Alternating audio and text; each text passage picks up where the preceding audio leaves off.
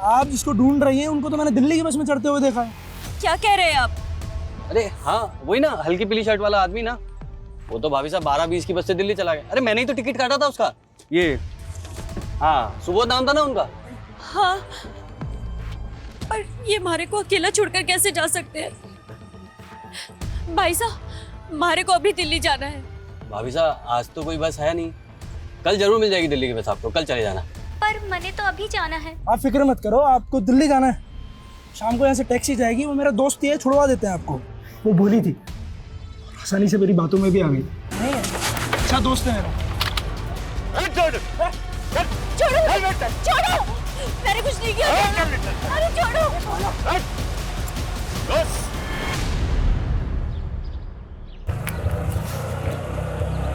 बस भैया, आजा मीता। ले भैया, ये भी ले, मिठाई लीजिए छोरा भाई। हाँ चल मीता, आज गृह प्रवेश है ना थारो। अच्छा रुक रुक रुक रुक, एक मिनट। रुक रुक रुक रुक रुक, एक मिनट।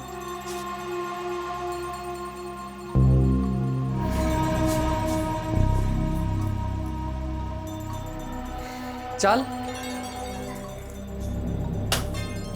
आजा।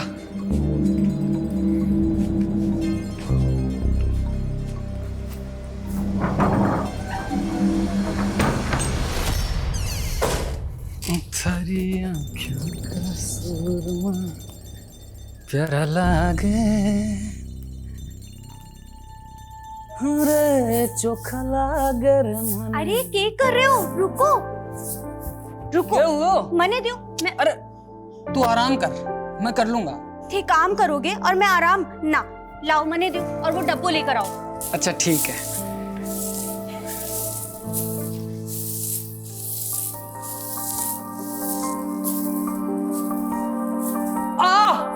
कहीं हुई हो? अब लग गई।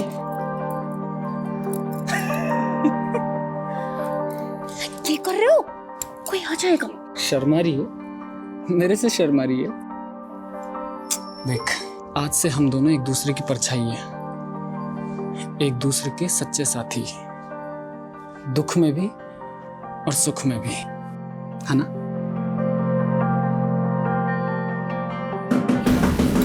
कोई आ गया। पुणे,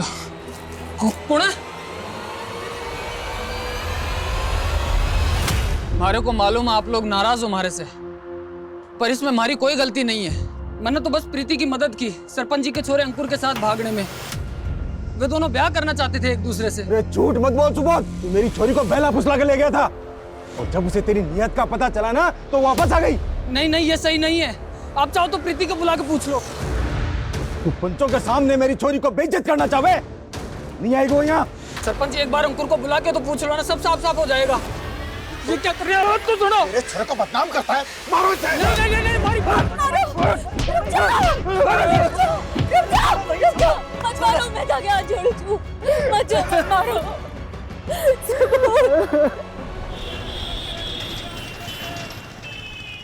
रेनू, तुम्हारी भाग्य रेखा देखी मैंने, पक्का कोई लॉटरी लगने वाली है। कुछ भी अनशन मत बोला। अरे पाग, अंडरस्टैंड नहीं बोल रहा हूँ, सच बता रहा। एक सेकंड दो, ये देखो, ये जो रेखा है ना, इसमें साफ लिखा है कि तुम्हारी बे, बहुत तेज चल रहा है। हीरो समझते अपने आप को? कौन है भाई आप? बताओ तुझे कौन हूं मैं? क्या कर रहे हैं? क्यों? शादी मुझसे कर रही हो, मजे इसके साथ कर रही हो। शादी? क्या बोल रहा है रेनू ये? शादी मंगेतर है मेरी, अगर इसके आसपास भी दिखा ना तो तोड़ दूंगा। चल भाग जा, भाग जा। चल घर ड्रॉप कर देता हूँ, चल। ऑटो। इसमें रोने की क्या बात है रेणु? सही तो कहा आकाश ने, तेरा होने वाला पति है वो। अगर तुझे इस तरह से सड़क पर किसी के साथ हंसते बोलते देखेगा तो गुस्सा तो आएगा उसे। आप उसकी साइड ले रहे? मैं किसी की साइड नहीं ले रहा हूं, मैं हकीकत की बात कर रहा हूं। और अब तू ये ऐसे छोटी छोटी बातों पे आंसू बहाना बंद कर। तू तो शादी करके चली जाएगी, तेरे बाद मुझे रागनी के लिए भी तो लड़का देखना है। पापा लेकिन उसने तेरा दुखड़े सुनने का वक्त नहीं है मेरे पास। अब जैसा आकाश कहे वैसा ही कर तू। मेरे पास शिकायत नहीं आनी चाहिए। हाँ, और सुन, अभी फोन कर आकाश को और माफी मांग अभी।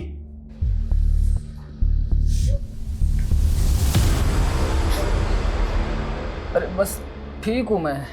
अपनी हालत तो देखो, कितनी बुरी तरह मारा है उन लोगों ने।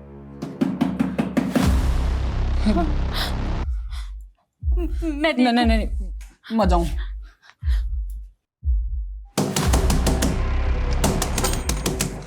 सुबोध, क्या हो गया? अरे भाग यहाँ से। अरे क्यों? गांव वाले आ रहे हैं तुझे मारने के लिए। क्या बात कर रहे हो ज्ञान? अरे सरपंच और प्रीति के घर वालों से तूने दुश्मनी मोल ले ली है, और ये किस चोरी से ब्याह करके ले आया है तू? क्या सोचा था गांव वाले तेरा स्वागत करेंगे? तारे को तो सब कुछ मालूम है ज्ञान। पूरा गांव जानता है प्रीति और अंकुर की प्रेम लीला के बारे में। अंकुर के दबाव में मैंने सब कुछ किया। नीता से शादी करने के लिए मुझे कुछ पैसों की जरूरत थी। वो पैसे मांगे मैंने अंकुर से, और उसके बदले में ये काम किया। तो अरे ये सब कुछ उन लोगों को कौन समझाएगा? उनके सर पर तो खून सवार है। प्रीति के घर वाले और सरपंच ने मिलकर तुम दोनों को मारने का मंसूबा बनाया है। लेके भाग जा इस चोरी को। भाई जिंदा ना बच पाओगे तुम लोग, जिंदा ना बच पाओगे भाई। नहीं मित्र, तू फिक्र मत कर, कुछ नहीं होने दूंगा तारे को। पापा बात तो सुनिए मेरी, कुछ तो खा लीजिए आप। नहीं, मैं नहीं खाऊंगा।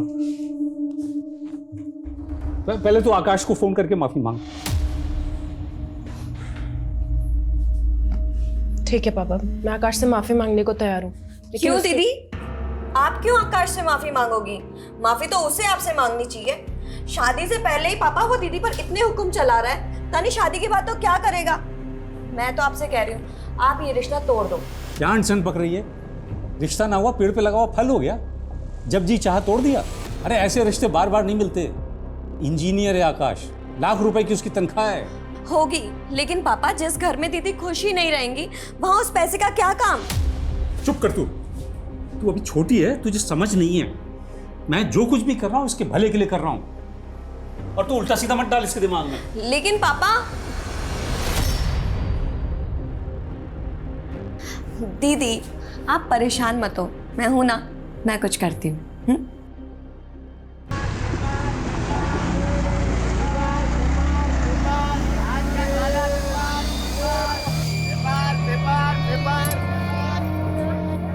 लो भैया, क्या देख रही है? गांव से बहुत दूर है हम, कोई नहीं आएगा। चल एक काम कर, तू यहाँ बैठ, मैं टिकट लेकर आता हूँ। हाँ, ये फोन में पैसे भी भरवा लाना। ठीक है, तू बैठ, मैं आता हूँ। हाँ,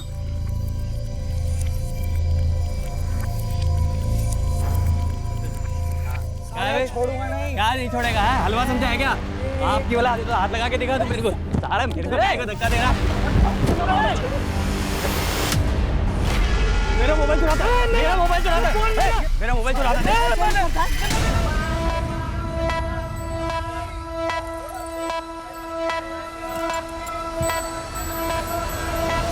अब मैं चोर नहीं हूँ साहब, वो दोनों गुंडों ने मारे को फंसा दिया साहब।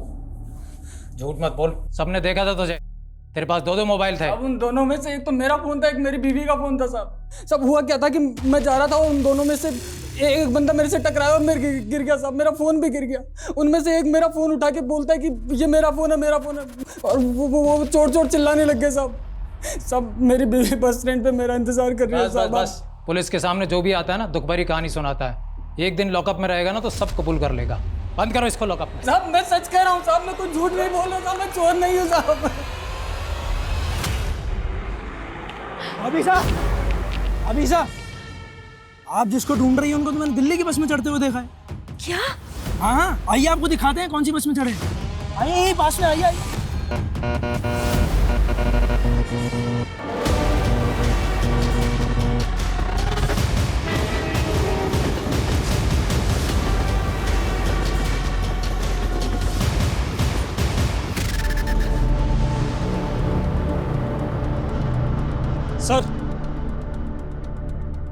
सर ये खून से सना हुआ चाकू मिला है, शायद यही मर्डर वेपन है। विक्टिम का चेहरा बुरी तरह से बिगाड़ा गया है, शायद इसलिए ताकि शिनाख्त ना हो सके। पूजा बड़े को कवर करो। ये जंगल रेलवे स्टेशन के नज़दीक है। मुमकिन है कि विक्टिम यहाँ की रहने वाली ना हो और कातिल इसको यहाँ पर कत्ल करने के इरादे से ही लेकर आया हो। सर ये भी तो हो सकता है कि विक्टिम और कातिल एक दूसरे को जानते हो। सर ये देखिए सर, झाड़ियों में एटीएम कार्ड मिला है। देखो जरा किसका। सर एलएनसी बैंक का है, लेकिन इस पे कार्ड होल्डर का नाम नहीं लिखा हुआ। इस बैंक के नज़दीकी ब्रांच से कांटेक्ट करो और कार्ड की डिटेल्स निकलो। सर ये देखिए। माँ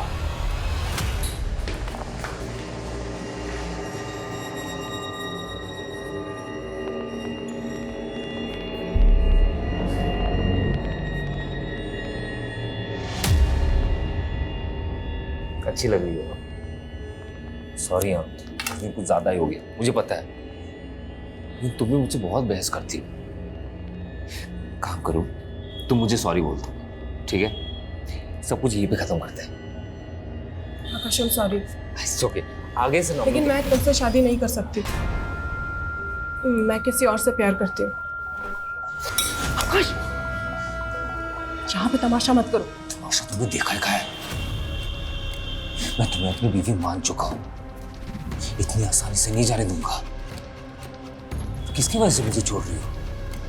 किसकी वजह से? काट के लाके रख दूंगा मैं। आकाश जबरदस्ती तुम मुझे हासिल नहीं कर सकते। अच्छा यही होगा कि मुझे भूल जाओ। प्लीज मुझे मेरी जिंदगी अच्छे से जीने दो।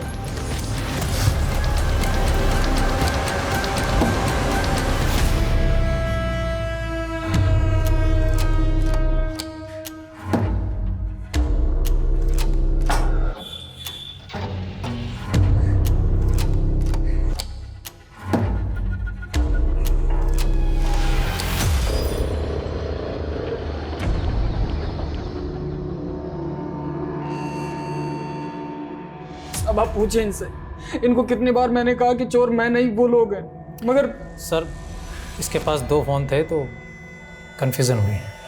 फिलहाल जाओ तो। Sorry sir. सब हमारी बीवी साहब। तुम शांत हो जाओ, बैठो,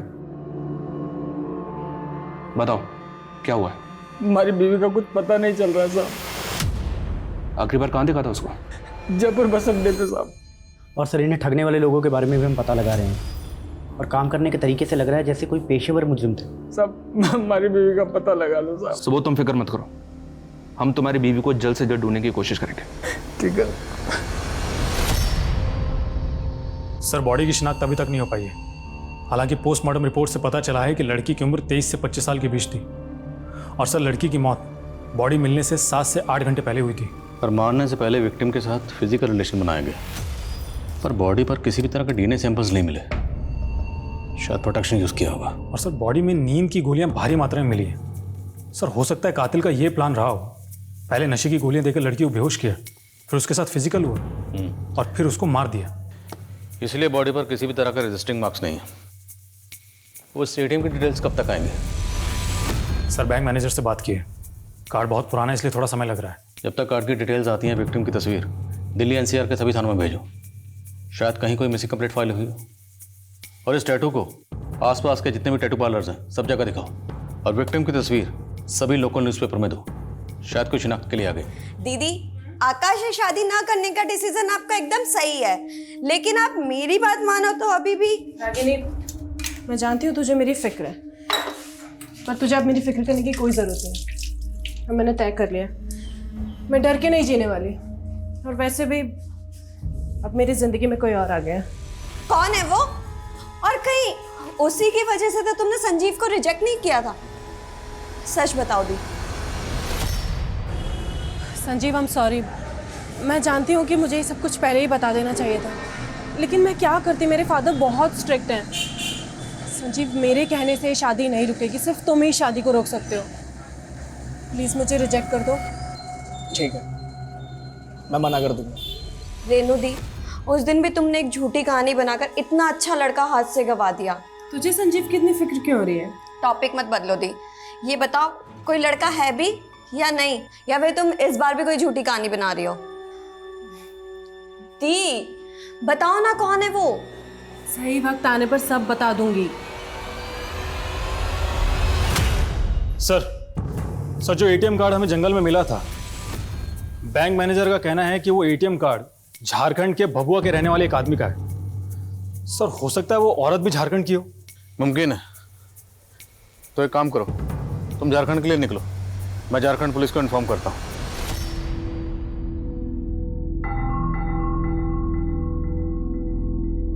रेणु, कहाँ है तू?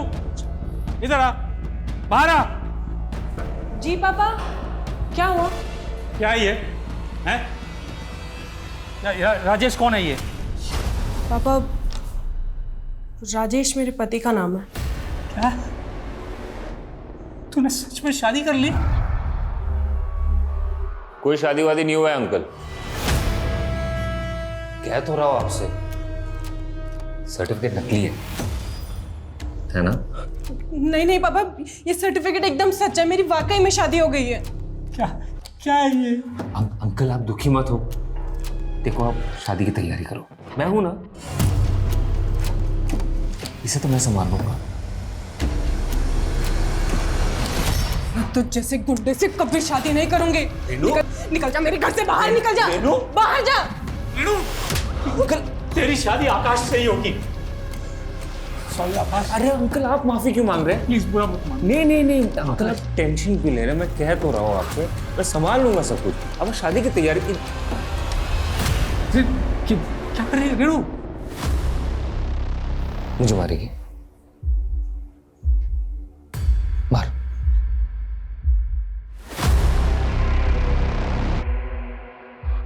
मार। आगे मत बढ़ना कोई भी। पापा हटिए आप यहाँ से, हटिए, मेरे पास मत आना। ठीक है। मुझे मेरी मरी हुई माँ की कसम है, अगर मेरे कोई पास आए तो मैं अपनी नस काट लूंगी। नहीं रेणु, क्या कर रही है? रेणु, कहाँ जा रही है? पापा आप मुझे कभी समझ ही नहीं पाए।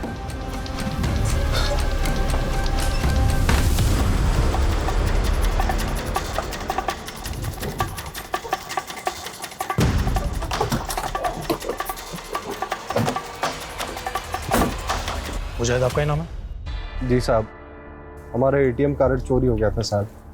हम पंजाब में जेसीबी चलाने का काम करते हैं। अभी 2 हफ्ता पहले जब हम दिल्ली बस अड्डे पे बस का इंतजार कर रहे थे, तभी अचानक एक आदमी आधमका।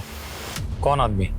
साहब, हम बस का राह देख रहे थे, तो आदमी हमसे आकर बोला कि हम भी झारखंड जाने वाले हैं। साहब, वो हमसे बतियाने लगा, हमें बाथरूम जाना था, तो वो हमसे कहने लगा कि हम संभाल लेंगे तुम्हारा सामान। हमने भरोसा कर लिया साहब उस पर और लौट गए। जब वहाँ लौट कर वापस आए तो ना तो वो आदमी वहाँ पर था, ना हमारा सामान।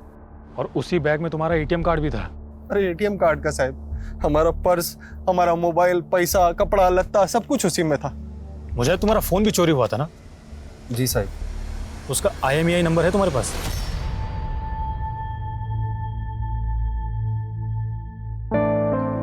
रागिनी, रागिनी रुक, ना रही हूँ। रागिनी, अच्छा हुआ तुम मिल गई। रागिनी, मैं कल दिल्ली जा रही हूँ। मुझसे बात मत करो तुम। Ragini, I am so sorry, पर तू ही बताना मैं क्या करती। वो उस आकाश से शादी करके अपनी जिंदगी तो नहीं बर्बाद करती ना? पर मेरी कर दी ना। मतलब तुम तो चली गई, पर तुम्हारे किए की सजा मुझे भुगतनी पड़ेगी। रागिनी एक मिनट, साफ साफ बता हुआ क्या है? आकाश बेटा। हाँ बाबा। मुझे माफ कर दे, मैं अपना वादा पूरा नहीं कर पाया। देखिए, जैसे हाथों की सारी उंगलियां एक जैसे नहीं होती, वैसे ही सारी औलादें एक जैसे नहीं होती। आप अपना वादा पूरा कर सकते हो अभी भी। मैं रागिनी से शादी कर लूंगा, अगर आपकी इजाजत हो तो। बिल्कुल, बहुत अच्छी बात कही तो। रागिनी, तू करेगी ना आकाश से शादी? तू आकाश से शादी करेगी? ये सब तुम्हारी वजह से हो रहा है। रागिनी मेरी बात तो सुन।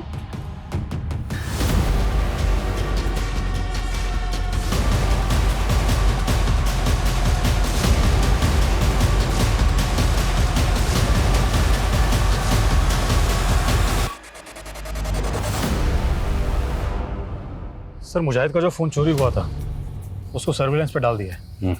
अगर कोई दूसरा सिम एक्टिव हुआ तो पता चल जाएगा। सर विक्टिम की बॉडी का क्या करना है?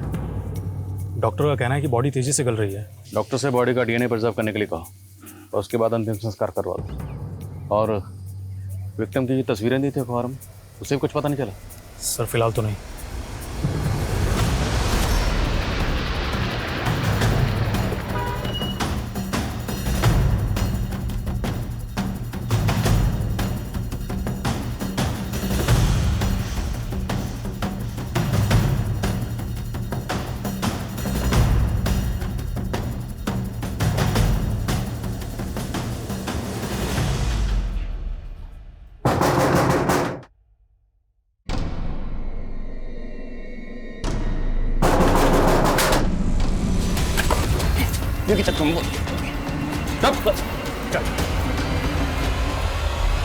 साहब मारो बच्चा, आप सच कह रहे हैं।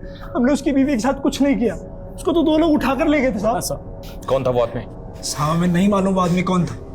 हम मानते हैं कि हमने उस दिन सुबोध को ठगा था। लेकिन साहब जब हमने सुबोध की बीवी को देखा तो हमारे मन में लालच आ गया और हमने एक और प्लान बनाया। अभी साहब आप जिसको ढूंढ रही हैं उनको तो मैंने दिल्ली की बस में चढ़ते हुए देखा है। क्या कह रहे हैं आप? अरे हाँ वही ना, हल्की पीली शर्ट वाला आदमी ना, वो तो भाभी साहब 12:20 की बस से दिल्ली चला गया। अरे मैंने ही तो टिकट काटा था उसका। ये हाँ सुबोध नाम था ना उनका। हाँ, पर ये मारे को अकेला छोड़कर कैसे जा सकते हैं? भाई साहब मारे को अभी दिल्ली जाना है। भाभी साहब आज तो कोई बस है नहीं, कल जरूर मिल जाएगी दिल्ली की बस आपको, कल चले जाना। पर मैंने तो अभी जाना है। आप फिक्र मत करो, आपको दिल्ली जाना है। शाम को यहाँ से टैक्सी जाएगी, वो मेरा दोस्त ही है, छुड़वा देते हैं आपको। वो बोली थी, आसानी से मेरी बातों में भी आ गई। नहीं है, अच्छा दोस्त है मेरा।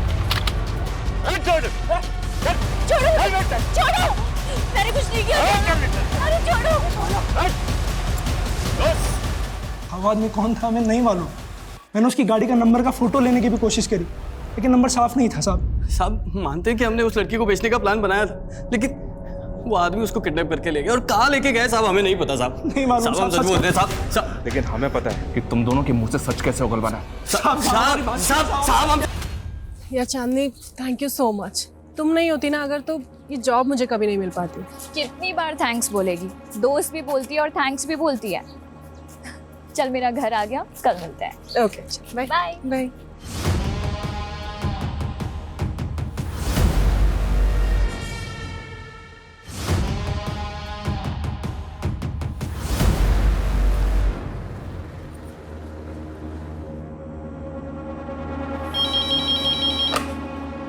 हेलो हेलो पापा, मैं रेनू।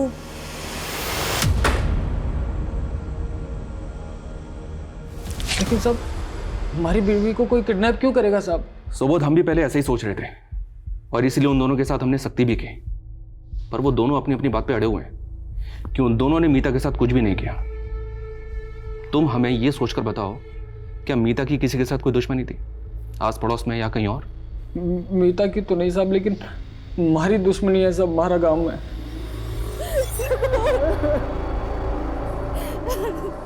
वो लोग मार देते साहब हमारे को जान से। तो तुम्हें लगता है कि प्रीति के फादर विजय और गांव का सरपंच मीता को अगवा कर सकते हैं? धोखा और दुश्मनी इंसान आसानी से नहीं भूलता साहब। कहीं उन लोगों ने हमारी मीता को। तुम चिंता मत करो, फिलहाल तुम घर जाओ, जैसे ही कुछ पता चलेगा हम तुम्हें बता देंगे। ठीक है साहब।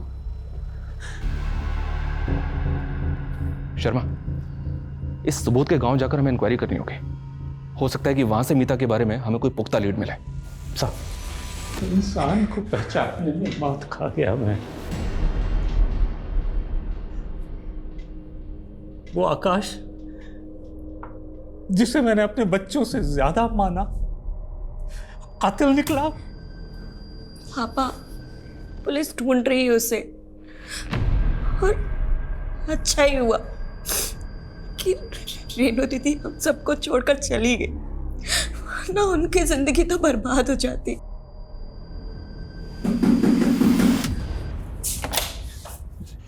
मुझे बचा लो, दरवाजा बंद करो, पुलिस मुझे ढूंढ रही है। रागिनी, दरवाजा बंद करो। निकलो यहाँ से। मैं कह तो रहा हूँ पुलिस मुझे ढूंढ रही है। आकाश निकलो यहाँ से। क्या बकवास कर रही हो?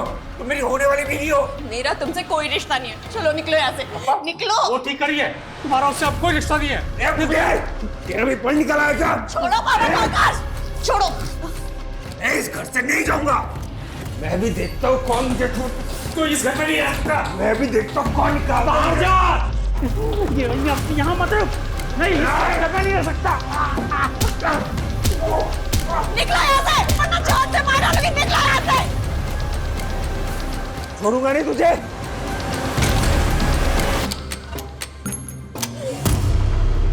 अरे नहीं साहब, हमारी दुश्मनी तो सुबोध से थी। मीता को अगवा करके मेरे को क्या मिलेगा? साहब जरूर किसी ने आपके कान भरे हैं। देखिए इस उम्र में हड्डियां कमजोर हो जाती हैं, जोड़ने में टाइम लगता है। क्यों बेकार में तोड़वाना चाहते हैं? धमकियां किसी और को देना साहब, सरपंच हूं गांव का, नियम कायदे मैं भी जानता हूं। जब कह रहा हूं मीता को अगवा नहीं किया तो नहीं किया। कोई सबूत है आपके पास? सबूत हो ना तब आना। जयराम जी की। सर मुजाहिद का जो फोन चोरी हुआ था वो जयपुर में एक्टिव हुआ एक नए नंबर के साथ। किसका नंबर है?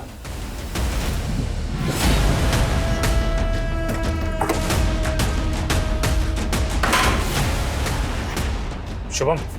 हाँ। अरे लेकिन लेके चलो सर। अरे मैंने किया क्या है? लेकिन मारे को मत मारो साहब जी, मैं सब बता रहा हूँ। आपने मैंने वो फोन एक मोबाइल की दुकान से खरीदा था। वो आदमी सेकंड हैंड फोन बेचता है। वो फोन तुमने कौन सी दुकान से खरीदा था? अरे चल चल निकल। क्या होगा साहब? अरे बात क्या है? मैं बताता हूँ। साहब मैं मानता हूँ कि मैंने चोरी का फोन बेचा है साहब, लेकिन ये कत्ल वतल से मेरा कोई लेना देना नहीं है साहब। किसको बेचा? अरे साहब दिन में 10 लोग आते हैं, 10 फोन बेचता हूं। 10 लोगों के चेहरे याद कर और बता किस किस को बेचा था। तेरी दुकान में सीसीटीवी तो है ना? हाँ पर वो खराब है साहब। अब अगर तुझे खुद की जान बचानी है तो जिसको फोन बेचा था उसके नाम और चेहरे याद कर। नहीं साहब, मैं चेहरे याद करता हूँ। और वो आप लोग क्या बनवाते हैं? स्केच प्रशांत, जो भी स्केचेस बनवाए उन्हें मुजाहिद से वेरीफाई करो। जी सर मेरे ख्याल से लड़की की पहचान करवाने की हमें फिर से कोशिश करनी चाहिए। सर एक बार फिर से अखबार में फोटो दे दो। तो इस बार विक्टिम और उसके हाथ में जो टैटू है उसकी तस्वीर दिल्ली के अलावा देश के बाकी अखबारों में छुपो, शायद शनाख्त हो पाए। सर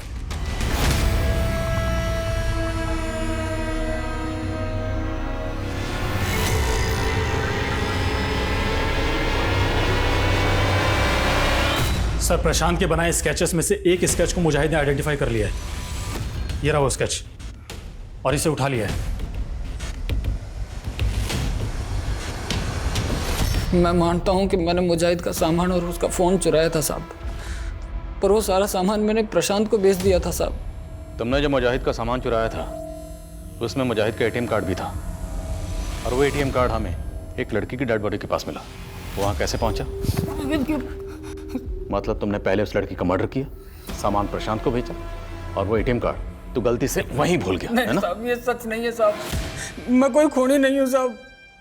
मारे को तो ये चोरी भी मजबूरी में करनी पड़ी थी साहब। एक हफ्ते पहले मारे को भी वहीं पर लूटा था किसी ने, उसी जगह पर। हमारे पास तो जयपुर आने का भी पैसा नहीं था साहब, और मजबूरी में मारे को भी वही जुल्म करना पड़ा जो हमारे साथ हुआ था। इस टैटू को देख और बता, तूने ये टैटू किसी लड़की के हाथ में देखा था? नहीं साहब। अगर ये सबूत सच बोल रहा है तो हमें इस केस को रीलुक करना पड़ेगा। हमसे कहीं ना कहीं कोई ना कोई चूक तो हुई है। सर सुबोध का स्टेटमेंट वेरीफाई करने के लिए मैंने प्रशांत को पुलिस स्टेशन बुलाया था, लेकिन उसका फ़ोन बंद आ रहा है। सर प्रशांत का घर और दुकान दोनों जगह चेक किया, दोनों जगह ताले लगे हुए हैं। खबरियों को काम पे लगाओ, लेकिन ढूंढो इस प्रशांत को। जी सर। इस प्रशांत ने भागकर कम से कम इतना तो साबित कर दिया कि इसका इस केस से कोई ना कोई ताल्लुक तो है। सर खबरियों ने पता लगाया है कि मीता को जीबी रोड के एक ब्रोथल में बेचा गया। वो ब्रोथल मुन्नी नाम की एक औरत चलाती है। उसने बताया कि 5 महीने पहले मीता एक अपने कस्टमर के साथ भाग गई थी। एक काम करो, लोकल पुलिस की मदद से मीता की सर्चिंग शुरू करो। मैं तब तक उसके पति सुबोध को इन्फॉर्म करता हूँ। Okay sir.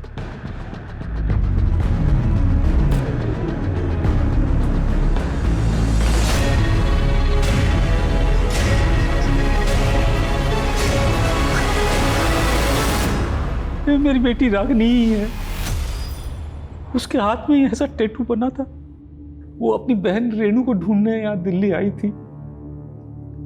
मुझे क्या पता था एक बेटी की तलाश में दूसरी बेटी भी खो दूंगा। रागनी का फोन स्विच ऑफ है। क्या आपके पास आपकी बड़ी बेटी रेणु का फोन नंबर है? मुझे उसका पुराना नंबर याद है। नंबर बताइए। सर रेणु का फोन स्विच ऑफ आ रहा है, लेकिन मोबाइल कंपनी से पता चला है कि उसने नंबर लेने के लिए इलेक्ट्रिसिटी बिल सबमिट किया था, जिस पर फरीदाबाद का एड्रेस है। फरीदाबाद? जी सर। सर जब वहाँ पहुँचे तो मालूम चला कि रेणु फरीदाबाद से जयपुर जा चुकी है। और जयपुर में कहाँ रह रही है आजकल? सर ये तो पता नहीं चला है, लेकिन सर रेणु फरीदाबाद के जिस एड्रेस पर रहती थी उसी एरिया में चांदनी नाम की लड़की भी रहती थी, जिसका कुछ दिनों पहले मर्डर हुआ था। और सर ताज्जुब की बात तो ये है कि चांदनी का मर्डर भी वैसे ही हुआ था जैसे रागिनी का मर्डर हुआ था। क्या दोनों विक्टिम्स को मारने से पहले नशे की दवा दी गई? हाँ सर। और सर इतना ही नहीं, दोनों लड़कियों का रेप भी हुआ था और चांदनी की लाश भी रेलवे ट्रैक के पास के जंगलों में मिली थी। अच्छा, ये रागनी और चांदनी क्या ये दोनों एक दूसरे को जानते थे? नहीं सर, लेकिन चांदनी रागिनी की बहन रेणु की बहुत अच्छी दोस्त थी। रेणु की बहन रागनी का कत्ल ठीक उसी तरह से हुआ जैसे रेणु की फ्रेंड चांदनी का। माजरा क्या है? सर कम है sir Ragini call records. Sir call records में एक नंबर ऐसा मिला है जिससे रागिनी रेगुलरली टच में थी। किसका नंबर है? सर नंबर तो फेक डॉक्यूमेंट से कर लिया गया है, लेकिन जिस फ़ोन में ये नंबर यूज़ हो रहा था वो डबल सिम स्लॉट वाला फ़ोन है। तो जाहिर सी बात है इस दूसरे सिम के डॉक्यूमेंट्स भी फेक ही होंगे। जी हाँ सर, लेकिन सर इंटरेस्टिंग बात तो ये है कि ये जो दूसरा सिम कार्ड है ये किसी और फ़ोन में एक्टिव था। ये हमारा पहला फ़ोन है जो कि डबल सिम स्लॉट वाला है। ये पहला सिम बंद है और ये जो दूसरा सिम है ये किसी दूसरे मोबाइल में एक्टिव है और ये दूसरा फ़ोन भी डबल सिम स्लॉट वाला है। जब हमने इसके IMI नंबर को ट्रेस किया तो पता चला कि इसमें एक तीसरा सिम यूज़ हो रहा था और ये तीसरा सिम अब किसी और फ़ोन में एक्टिव है। और सर ये सिम जिसके नाम पर रजिस्टर्ड है उसके बारे में पता चल गया है। कौन है वो? हमारी बात को भरोसा करो साहब, वो चोरी का फ़ोन था जो मैंने प्रशांत से खरीदा था। अब उसके पहले किसने इस्तेमाल किया, कब किया, मैंने क्या मालूम साहब। एक बार तुम पर भरोसा करके गलती कर चुके हैं, लेकिन वो गलती दोबारा नहीं दोहराएंगे। मर्डर केस है।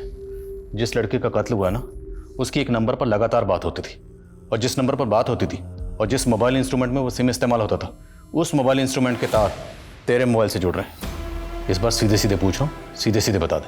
अगर नहीं बताएगा ना तो उल्टा लटकाएंगे और इस बार इतना हाँ मारेंगे। तो मारो ना साहब, मारो, लेकिन सच यही है साहब कि किसी खून से मेरा कोई लेना देना नहीं साहब। हमारी तो किस्मत ही खराब है जो ये सारे दुख और ये मुसीबत एक साथ हमारी किस्मत में आ लिखे। और साहब अगर आप बोल रहे हो कि मैं खूनी हूं तो हमारी बीवी मीता को खूनी कौन है साहब? मतलब आप साहब बोल क्या कहना चाहता? साहब मेरी बीवी मीता का खून हो गया था साहब, और मैंने जयपुर थाने में रिपोर्ट भी लिखवाई है। आप चाहो तो पता कर लो। सो बहुत बुरी खबर है तुम्हारे लिए। तुम्हारी बीवी मीता को दिल्ली में एक कोठे पर बेचा गया था। हम उसे ढूंढ ही रहे थे कि हमें उसकी ये फोटो मिली। पानीपत में उसकी लाश मिली हमें। किसी ने उसका गला दबा के मार दिया था उसे। सर मुझे नहीं लगता सुबोध खूनी हो सकता है। मैंने पता किया है, इसकी वाइफ का मर्डर हुआ था और ये बात सच है। हालांकि चांसेस कम है पर फिर भी क्वेश्चनिंग करते रहो। प्रशांत के बारे में कुछ पता चला? सर तलाश जारी है। ढूंढो उसे। सर साला भी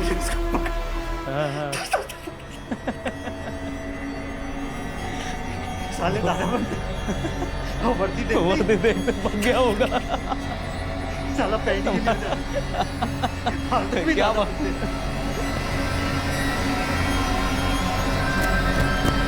भाई 2 मिनट जोर से लगी। सुखराम जल्दी आओ, खुद को मारने की कोशिश की इसने। एम्बुलेंस बुलाओ जल्दी।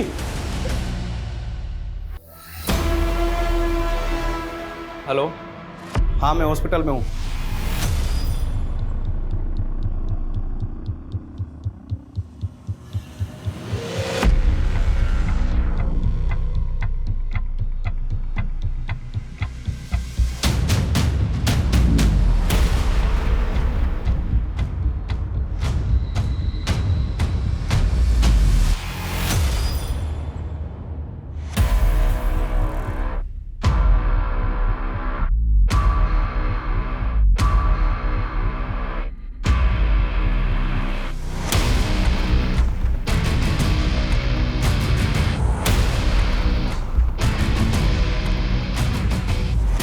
सर इस सुबोध को तो हम निर्दोष समझ रहे थे, ये तो बड़ा ही शातिर निकला।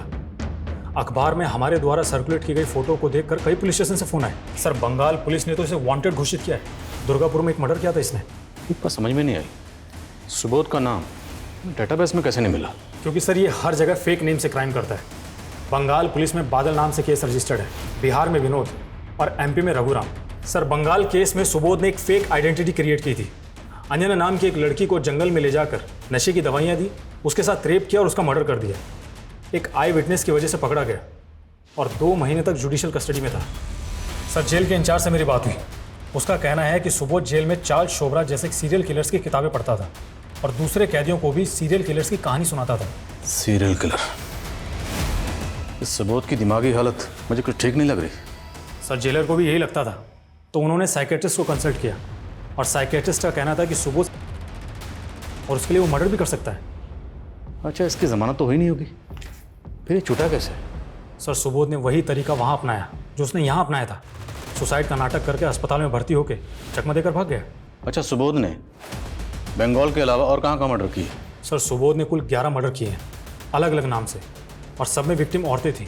गुजरात, मध्य प्रदेश, पंजाब, हरियाणा में भी मर्डर किए सुबोध ने। तो मतलब अगला मर्डर ये दिल्ली में नहीं कहीं और करेगा। ये कहीं ना कहीं तो अगले शिकार की तलाश में होगा। वर्मा, इससे पहले ये किसी और मासूम को अपना शिकार बनाए, ये सुबोध मुझे सलाखों के पीछे चाहिए।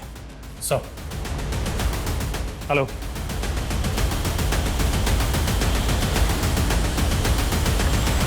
सर वो रूम नंबर 11 में है। पक्का वही है सर? पक्का? Yes sir. चलो।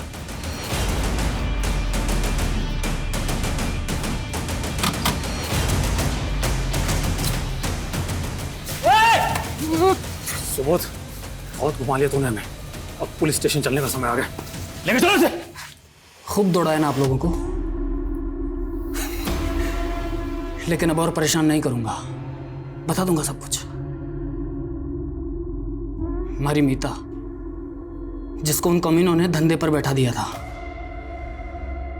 आपको तो पता ही चला होगा ना? पता है हमें। हमारी बीवी मीता अपने किसी कस्टमर के साथ भाग गई थी। अरे वो कस्टमर में ही तो था, पहले भगा के ले गया उसे और मार दिया। फिर क्यों मारा मीता को? मैली हो गई थी ना साहब। मीता की मौत के बाद मानो मन नया जन्म मिल गया हो। सालों तक लोगों ने सताया हमारे को, पर अब हमारी बारी थी। रेणु का? यही दिल्ली के त्रिनगर में शादी की थी उससे मैंने। रेणु की बहन रागिनी, उसे क्यों मारा? रेणु के साथ उसे मार्केट में देखा था मैंने। रागिनी बड़ी पसंद आई थी मैंने, लेकिन रागिनी से पहले रेणु की सहेली चांदनी से मिला मैं। उसके खूब मजे लिए मैंने, फिर मार दिया उसे। और बाद में मुझे पता चला कि रेणु रागिनी को बार बार फोन करती थी, और वहीं से रागिनी का नंबर चुराया मैंने, और फिर रेणु से मिलने के बहाने उसे दिल्ली बुला लिया। बस बस भाया। यहाँ पर किस लिए? यहीं से जाना पड़ेगा, वो पूरा घूम के जाएंगे तो टाइम लग जाएगा ना।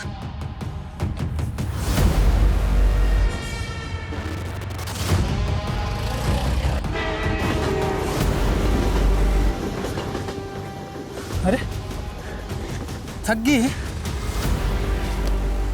एक काम कर। और कितना दूर जाना है? ये जूस पी ले, पी ले, पी ले।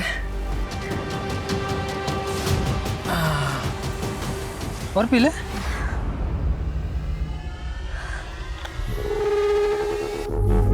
चलो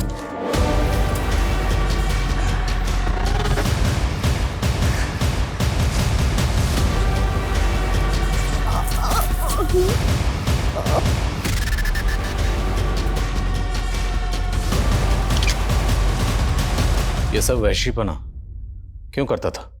हमारे को भी शोभराज भैया की तरह अलग अलग लड़कियों को चखने का चस्का लगा था।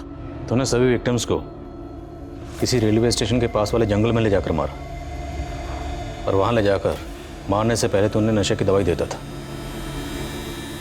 कहां से सीखा ये सब? अभ्यास किया था साहब, खूब पढ़ता था मैं जेल में, और इतना ही नहीं, प्रोटेक्शन यूज करता था हर बार, ताकि आप लोगों को कोई सबूत ना मिले। सोचा था कि शोभराज भाई का रिकॉर्ड तोड़ दूंगा।